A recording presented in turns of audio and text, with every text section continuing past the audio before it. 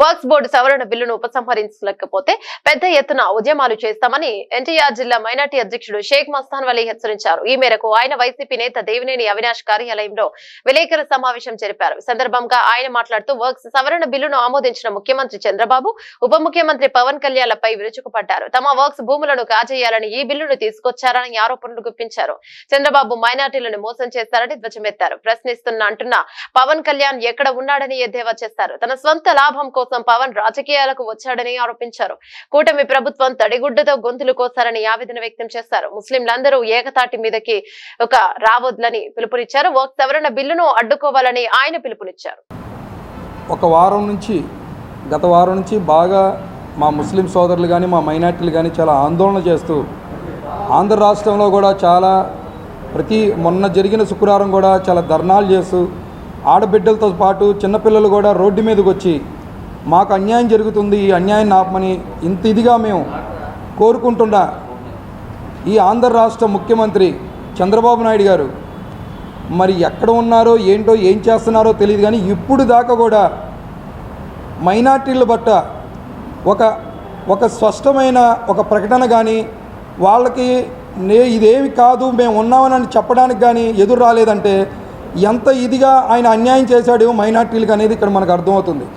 ముఖ్యంగా ఏంటంటే నేను చెప్పదలిసింది ఒకటే, మైనార్టీలు ఎప్పుడు కూడా మీ వెంట నడుస్తూ మీరు ఎలక్షన్ ముందు కూడా మీరు ఒకటే చెప్పారు, బీజేపీతో పొత్తున్న మీకు అన్యాయం జరిగినప్పుడు నేను మీ అమ్మట ఉంటాను, నేను మీ అమ్మట నడుస్తాను, మీకు అన్యాయం జరగనేమో అని చెప్పిన వాయిస్ మీది ఎక్కడికి పోయింది?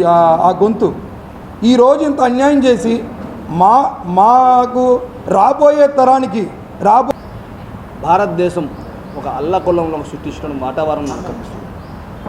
ఇవాళ వాతావరణాలు ఎలా ఉండాలంటే పరిశ్రమలు వచ్చాయి, ఉద్యోగాలు వచ్చాయి, దీని గురించి అల్లకొల్లాలు అయితే పర్లేదు.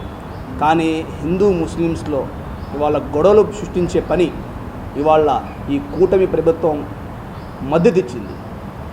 ఈ యొక్క కూటమి ప్రభుత్వం వల్ల ఇవాళ రాష్ట్రాల్లో కానీ దేశాల్లో కానీ ఇవాళ అల్లకొల్లం అవుతుంది. ఎందుకు అయింది? ఇది ఒక వక్ఫ్ బోర్డ్ బిల్లు, అమెండ్మెంట్ బిల్లు వచ్చింది. ఆ బిల్లు ఏంటండి?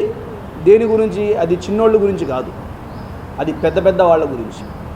ఏదైతే వక్ఫ్ భూములు దాదాపుగా 9 లక్షల పైన ఎకరాలు కానివ్వండి, 9 లక్షల పైన ఆస్తులు కానివ్వండి, అది ఇవాళ దేశంలోనే 4వ స్థానంలో ఉన్నది మా రైల్వే, రెవెన్యూ తర్వాత ఉన్నది వక్ఫ్ బోర్డ్ భూములే.